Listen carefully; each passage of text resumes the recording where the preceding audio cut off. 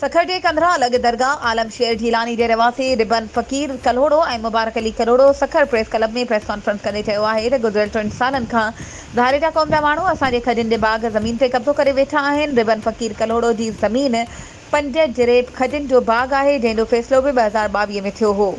सरदार तकी खान धारेजो ख़लीफ़ो अहमद सालेह ऐं फ़कीर इनायत कमाल फ़कीर पहियार जन फ़ैसिलो कयो हो, जंहिं ते अमल नाहे थियो। फ़ैसिले में तइ थियो हो त जेका बि धुर अगराई कंदी उन धुर मथां ॿीहर ॾंढ पवंदो।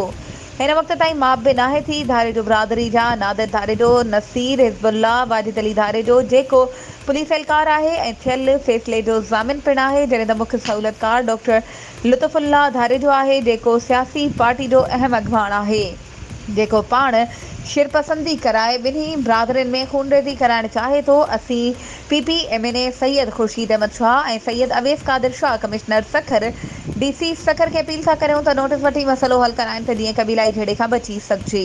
वधीक ख़बरुनि ऐं अपडेट्स जे लाइ असांजे चैनल खे सब्सक्राइब कयो ऐं हा बेल आइकन खे प्रेस करणु न विसारिजो त जीअं असांजी हर नई अचण वारी वीडियो तव्हां ताईं पहुची